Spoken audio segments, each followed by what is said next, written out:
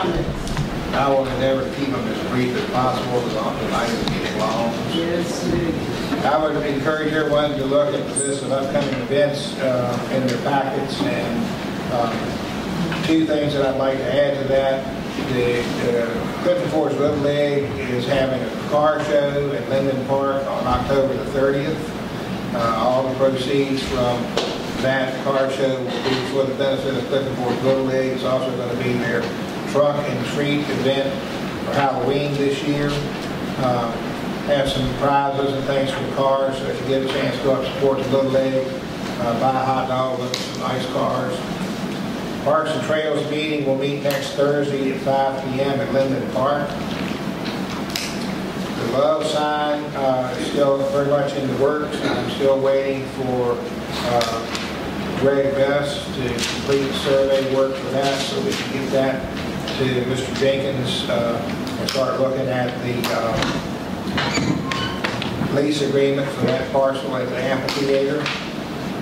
Armory bathrooms, as we know, we had some extremely high bids to make the repairs to those. I have been negotiating with the lowest bidder of those three bids, and they are working on a huge bid to come in at a much lower price than that. They realigned some of the requirements in the remodel. So hopefully I'll have that on board and have something moving forward with that by early next month. Get those done. While we're talking about the Armory, the election will still be held. The voting precinct will still be at the Armory. We made some temporary repairs up there to facilitate that, make it safe and usable for them. The two big items tonight that I'd like to share with council is we've just completed the last amount of paperwork for the VDOT Smart Scale Grant for the paving on Ridgeway Street from Roxbury to the town limits. That's a $1.4 million project that is fully funded through VDOT. It probably will not happen this year because we're really up against the timeline that we can still do paving with the weather. So we'll be on schedule for early next spring, and that also will give us time to coordinate our water line and sewer line and storm drain repairs under that section of Ridgeway Street, so that we don't go back and dig up new pavement after it's installed. We'll have all of our things in place before that. When they come in, all they'll have to do is mill it out and pave it. So that's a big boost. That's a big help for us. It's going to be a big improvement for the town. And then you remember earlier tonight I told you we'd be addressing infrastructure issues again. Well, I received a letter dated October the 6th of this year.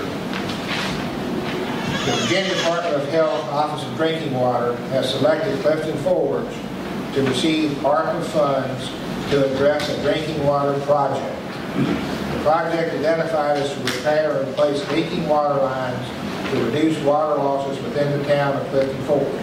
I further verified today by telephone, and they're sending this in writing, that we will be able to broaden the scope of this grant, ARPA fund grant, to include upgrades to existing problem lines, dead-end lines, things of that nature. The amount of the award to Clifton Forge for water line repair is $2.8 million.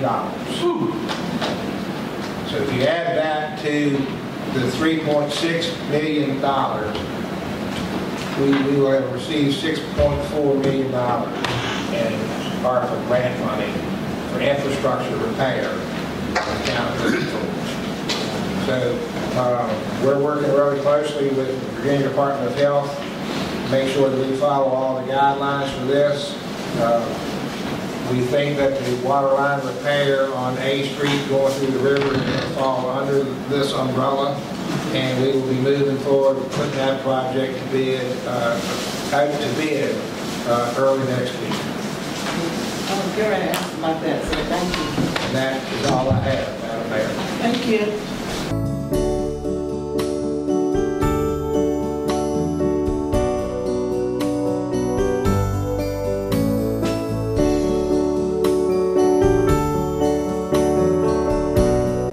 Pre-planning a funeral presents a loving and considerate gift to your family. Making decisions now provide a framework for future choices. We invite you to stop by the funeral home. Let us answer any questions you may have about pre-funding or pre-arranging a funeral service.